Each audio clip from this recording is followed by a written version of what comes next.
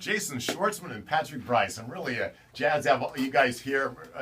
I loved your movie. It's absolutely hilarious. So I can't wait to start talking about the overnight. But the way to get into that, I want to start off with a general question for you, Jason. I was at Saturday night's Evening with Jason Schwartzman. Yes. And one of the things I was most struck with was how modest you are about your acting talents. So because of that, I wanted to ask you straight off, what do you think you bring to the table? What are your talents? What are you good at? Yikes. I don't know, to be honest with you. You really don't? No, I don't. I think that, earlier I was talking to Patrick just about like how your high school experience can form so much of who you are today, and there's this idea that I always have of, like build a bridge, get over it. I got to get over high school. In the past, it stays with me. And because I was never trained as an actor, I do feel like I carry that with me. It's a big kind of insecure thing, and I approach each movie in a way as an opportunity to try to learn from the people around me, and I don't know necessarily what I bring, and I hope that Patrick doesn't answer it. I'm just like, wait, I'm waiting. That's my follow-up. No, I don't know. I can tell you that I love to work, so when I'm on a film set, for the most part, obviously it's very hard work, and it takes a lot of mental focus, but I will say that I really have a hard time on a set when I see people who aren't super excited to be there, because I think that it is the greatest place. And I mentioned at that evening with event that I like the community feeling. So I really am jazzed about looking around and seeing guys like the lighting master, the camera guy, the food person, the director. I like the idea that everyone is pitching in to help make one thing. I really, and that's just like maybe sentimental. There's a Care Bears. There's a Care Bears movie where the Care Bears and the Care Bears cousins join forces to fight this one bad guy. And as a little kid, I was always like, yes, they're getting together. I can't believe it. I love that. And that's the same feeling I get on a film set. Is that I love the unity. So if anything, maybe I just I enjoy going to work, and I'm enthusiastic about it. Next question. Yeah, no, A for effort, huh? Specifically, Jason brings an energy of inclusiveness that is just so exciting to have as an actor.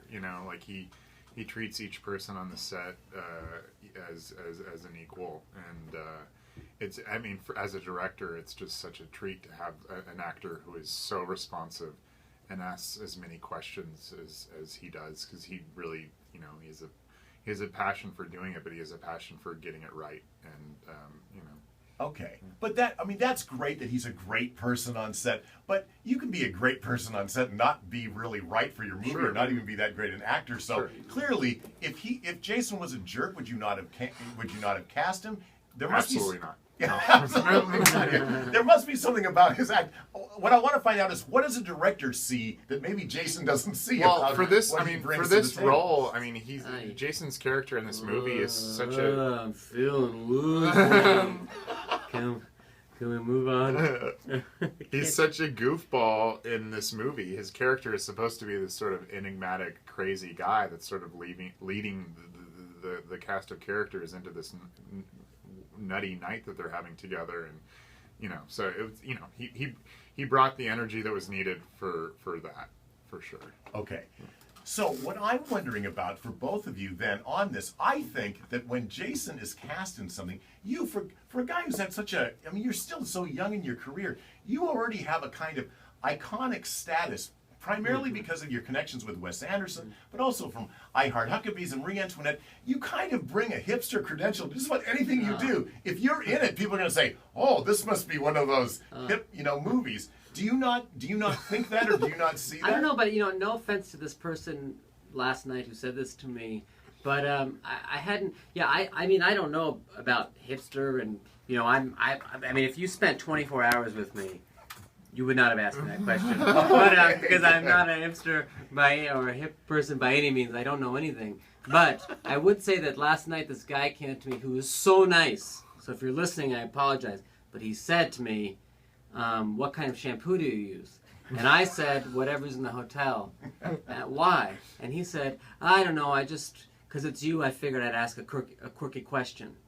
And I thought to myself, well, that's I get that, but it's like, quirky is a weird word. I mean, and I don't, I'm a pretty normal guy, and I have odd interests, or, I spend a lot of time looking at, like, synthesizer demos on YouTube or something, but I'm not like so odd. I mean, I like a lot of normal things. So, but yeah, I know hip or whatever, but sometimes there can be like this thing like that, like a guy saying that he felt that he had to ask me something weird. Yeah. Which it wasn't that weird. It was a great question, and in retrospect. In retrospect, it was not that quirky. Yeah. It was actually rather on the scale of questions he could have possibly asked you fine. too. That's I know it says a lot about him. That's like if that's his idea of quirky. Going crazy with like, the hair question. I can ask you something that if my mother was here, she'd kill me. What kind of shampoo are you using? Fair enough. So then, Patrick, do you think that because of his image, whether he accepts it or not, and maybe it's false because maybe you're identified by the movies you're in more than who you are as a person. Sure, sure, but that's of course. Is there a kind of cachet to having Jason in your movie? Or is that irrelevant to what you were doing with The Overnight? It's one of those things where, obviously it's nice that people know who he is and who know who the other actors are in the movie, because it means that more people are going to be watching the film. But while we're making it, that is the furthest thing from my mind. The only thing is that we're thinking about is specifically the film and the specific problems that are arising, from day to day and moment to moment, Guys, Okay. you guys are talking about me like, I'm not. Its cachet is so nice. I mean, I feel like 10 people maybe know who I am. 9 of them live in Seattle.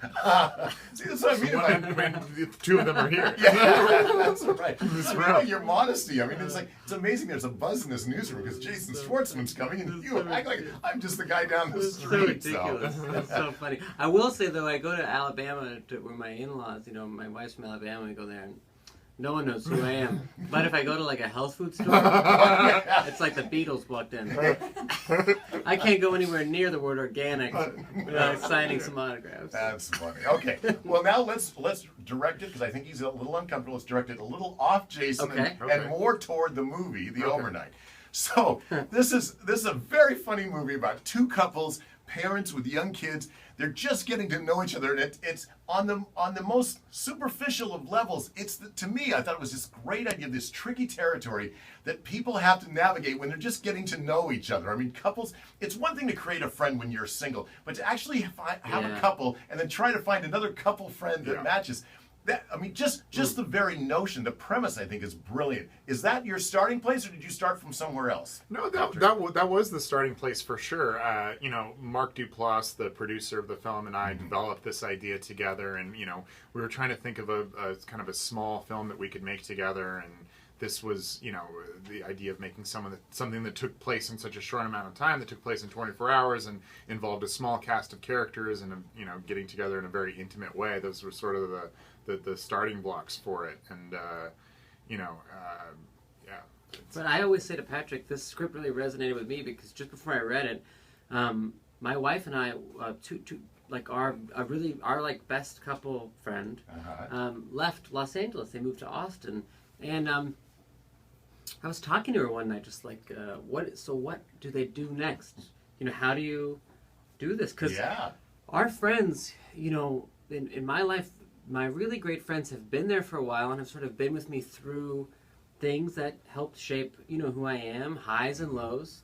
And, how do you make a friend, and do you catch them up? I mean, how personal do you get? Yes. And how do you do it? And I just think it was really on my mind, and then the script came along. So I think it's a very, I couldn't imagine how odd that would be. I think it's great. It's both, not in both couples. The couple from Seattle, we'll have to talk about that in a bit, but the couple, they're trying to decide how much to keep private and how much to reveal. It was very kind of, and they end up revealing a heck of a lot more through the course of the evening than they thought they planned on, and that's that kind of dicey territory you're in. Yeah, no, and especially once you have children as well, your life becomes your children, you know. So it's like just an extra factor compounding on that. We just had a play date, and this mom was at our house. I mean, I couldn't stand it. I mean, this woman was weird. And you definitely, because of the kids, you definitely spend some time with people that you wouldn't. Right. I mean, we're talking a real nut job here. The only thing you have in common is that you have the ability to have children. Exactly. That's Well, and for some odd reason, don't your kids hit it off, and you can't I figure know. out where did that I come know, from? it's so weird. I'm like, are you sure you like that girl? Do you think that Asia? There's so many other great kids in the class. You think that those parents are saying the same thing about you? Yeah. I don't know, that Jason guy. I started trying to undermine the little kid, like, I don't actually think that she's a very good princess. I love, are you sure? I think I heard her saying the other day that she didn't like your cupcakes that you made. Like, I kind of like talk smack about her 4-year-old. I think there's a secret. I'm not really, of course. Of course not. But one of the other interesting things, and this happens, I think, all the time too, is when you meet another couple, whoever the couple is, they often try to present their best self, and it becomes this sort of secret pressure on your own relationship and all the little fissures in your own relationship. Oh, how come you're not more like that? And all this. And again, I think you pick that up perfectly. Thanks. The Adam Scott Taylor Schilling couple, they feel that. It's like suddenly one of my favorite things about the movie is Taylor's looks. When she looks, it's so revealing. She's so great. She's I'm so excited for this role for her, especially. I feel like she's got a huge fan base because of Orange is the New Black. And I'm just excited for this kind of new version of her to be out in the world. So does this come from, Jason's talked about his personal connection. Is this like of your life? I mean, are these things resonating with you? I mean, yeah, certain aspects of it for sure. You know, I grew up in Northern California, and I moved to LA to go to school at Cal Arts, and so, you come to Los Angeles and it's just it's a sea of individuals, it's a sea of people who are really on their own trip, kind of, and you meet a lot of these people who are like Jason's character in the movie, these kind of like life artists, who are living in just another dimension, and a lot of them you don't understand how they do what they do for a living, or where all this stuff comes from. And so and especially in my neighborhood where I live, there's a lot of these guys walking around in cowboy hats, and so I wanted to poke fun at that, but I also love that, so it's okay. So let's talk about how would you describe your character? I mean, he is really the engine that drives everything in this movie. Absolutely. Well, basically, he is the host. He and his wife are the hosts, but my character, he's very. I always say, like, the evening is like there's a centrifugal force to it, and he's got to keep it moving fast so it stays together. And if he allows a lull, he might allow a way out. So he has to kind of keep everything, going, and he's working overtime. Yeah. Essentially, and he's always trying to keep, it's like he's lighting one thing off the next, and so he's got to keep it going, and he'll do anything he can. And I think what's I can relate to that because I don't I'm not a good host. I get nervous, and my mom will have a Christmas party, and I always get nervous that I make sure everyone's names are right and stuff. But I understand that the feeling of wanting your guests to have a good time. So he's the guy who is trying to make this thing happen. But also, what I think it is he's looking for a friend, and he recognizes in Adam and Taylor, that this couple, that he can spot of some cracks. He's sensitive enough to spot some cracks, and slowly but surely these things come out over the course of the night. And that's something I loved about the movie, which is that most of the big cathartic conversations or experiences I've had in my life with other people tend to come about in an unexpected way. Like an example would be, this isn't a real example, but the example is my little brother would say, would you like to have lunch? And you go and you have lunch with your brother, and you think that it's just going to be, how's everything going? And it turns out that all this stuff is aired. And you vent, And 4 hours later, you leave this lunch like someone put the whammy on you, and you're shaking, and it's crazy. Yeah. And you say, you know, I go home telling my wife, wow, I had the craziest day. And I think that these things take you by surprise, and that's what this evening is. Like, they think they're just coming over for pizza, and it unfolds, and I think a lot of it has to do with, you know, my character wanting to bring that out of them. Yeah. So that's really an interesting insight into your character I hadn't thought of.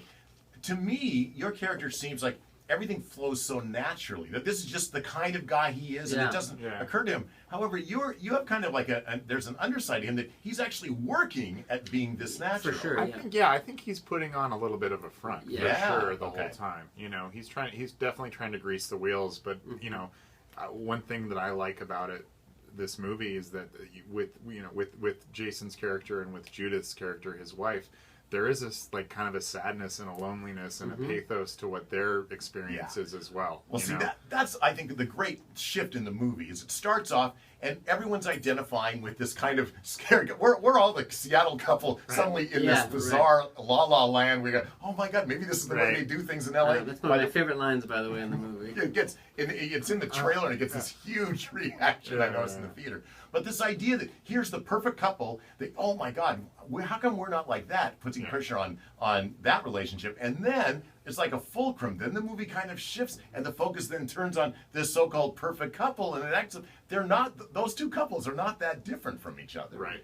Even though on the surface they are as, you know, that polar opposite. Absolutely. You got it. You got the movie. Yes, right there. I know, and that's actually the that best a that lot. anyone's really described it. Is when you say the fulcrum and that they really aren't that different. I mean, that is the movie. So thank you for being.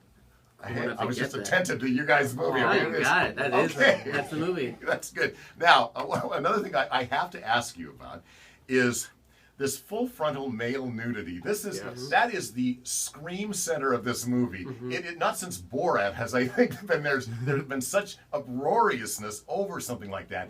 Talk about how you envisioned the scene as a director, how you played it as an actor, and what that was like, because that is one of those moments of perfection where people cannot stop laughing. It is so ridiculous and hilarious and honest in some ways at the same time. Yeah, well, I mean, it was something that I wanted to be in the movie from the very early stages of the script. Absolutely. No, that was something that I was really excited about. You know, I'd seen versions of that done before, but I also wanted to make sure that it made sense, you know, plot-wise to be there. I wanted to give it a reason to be there. Sure. So I wanted it to exist on a couple different levels. I wanted you to obviously just be laughing at the gag and it to be funny, but I also wanted it to be this sort of like powerful moment in this guy's life, you know, where he's being changed. And so, I mean, I was laughing as I was writing it on the page. Okay. I was laughing and as I was, you know, just first describing it to Jason, first describing it to Adam and the other actors in the movie, and then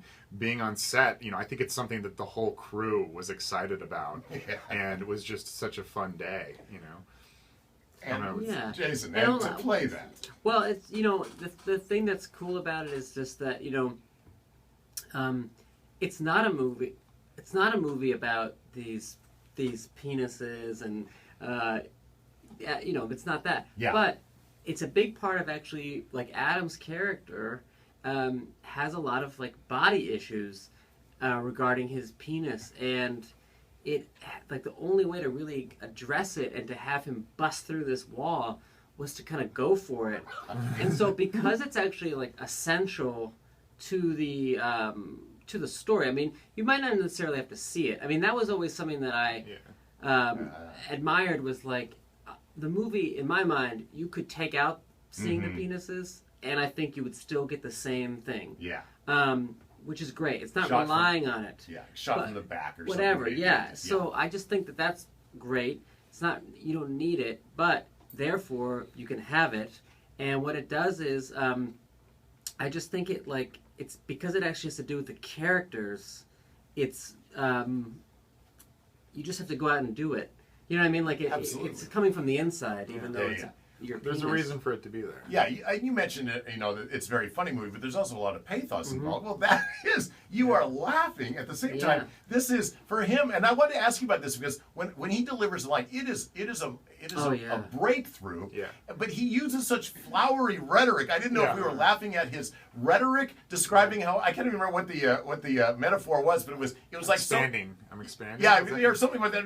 Anyway, there was some great line about how, I think I'm like myself is expanding, maybe it is, and he's complaining to his wife, and you're trying to tap it down. Anyway, that is meant earnestly, right? I mean, he really feels that way. Absolutely. How much of you as a director are you mocking him, and how much are you celebrating with him? Oh, I think I'm completely celebrating. Is that right? With him. Okay. Yeah. No, I mean, I think it's an inherently funny thing, like having an epiphany like that for sure. But I also think, going into all the comedy in the movie, I had conversations with each of the actors, and we wanted to play everything straight. I think that's part of the reason why the film has this kind of specific tone that it has, where there is all this ridiculous, heightened stuff going on, but everyone is playing it straight. Absolutely. And real. And, like the scene where he reveals what his issue is in the hot tub. Mm-hmm. I wanted that moment to be both funny and as sad as can be,